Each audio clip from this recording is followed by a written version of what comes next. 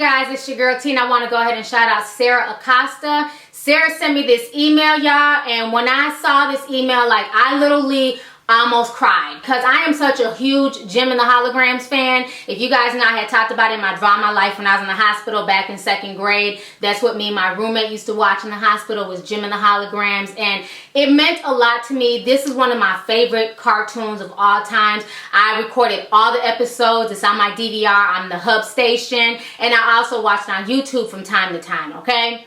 So there's a lot of controversy brewing, and Sarah wanted to know my opinion on this entire situation. So if you guys don't know who JEM and the Holograms are, let me go ahead and take you guys back. This was an 80s cartoon. 80s babies, 90s kids, unite for life.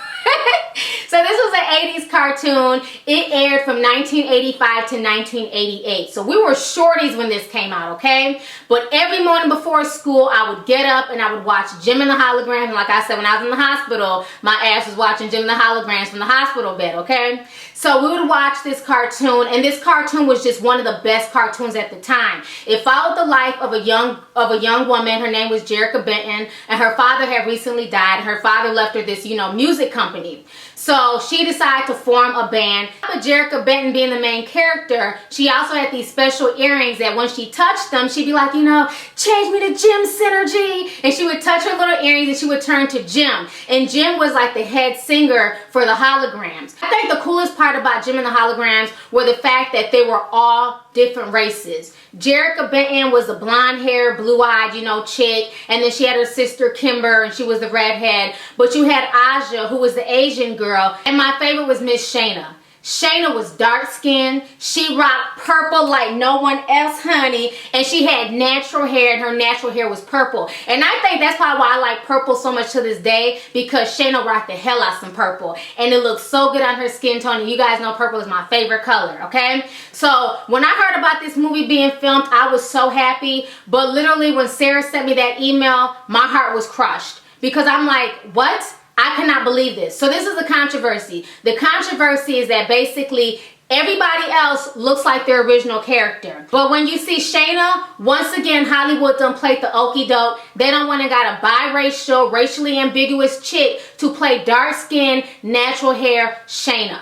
And I'm just like really disappointed right now. And folks are saying, what's the big deal? She has black in her. First of all, to look at her picture, she does not look black to me, okay? Granted, her father is black or whatever. She does not look black. The point that I had to Google her ethnicity, the point that I had to Google who her father was, that just lets me know that y'all failed in the casting department. When I look at her, I should be able to see a full black woman. I should be able to see somebody who looks like Shana.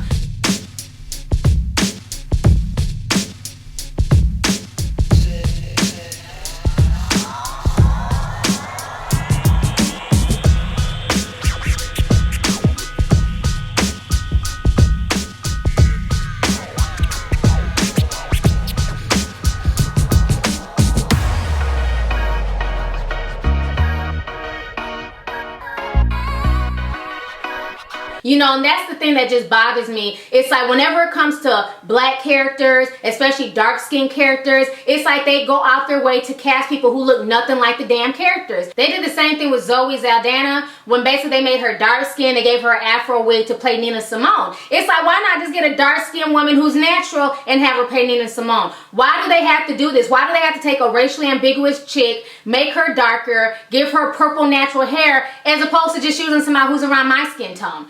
This is just ridiculous to me. And I'm not throwing no shade at this girl because she auditioned and they picked her. It's not her fault that she was picked. But I don't understand when it comes to dark-skinned characters, Hollywood loves to go with racially ambiguous people.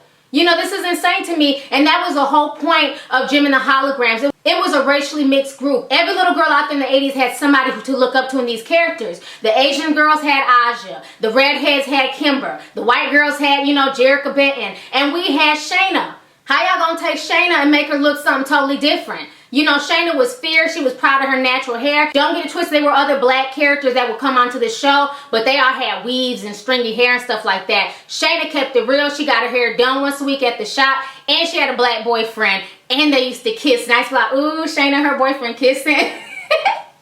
The craziest part about Jem and the Holograms was it was such a realistic cartoon, and it's one of those cartoons that I can go back as an adult and watch it and I don't feel like it's cheesy or corny. I remember the other day I was watching one of the episodes and I was like, damn, this was some really heavy stuff to be watching this at, you know, 5, 6, 7, and 8. You know, because they were kissing, and they were kissing for real. And you don't see cartoons kissing nowadays. I mean, they were talking about really heavy stuff. And we all know damn well the damn Misfits, if they pulled half that shit that they pulled on the show in real life, they'd be looking at felony attempted murder. The Misfits need to be in jail for half the shit they put Jem and the Holograms through. I mean, they did some messed up stuff. When you go back and you really watch this cartoon now that you're older, you're like, damn, how did this make it out to television? Because a lot of the stuff was straight up heavy. They were trying to kill these girls. I mean, the plot was just insane. And I think this is one of the best cartoons of the 80s. I remember I had the Rock and Roaster toy, the car, and then I had one of the Misfits. I had the one with the green hair, the crazy one with the green hair, the lead singer. I had her doll.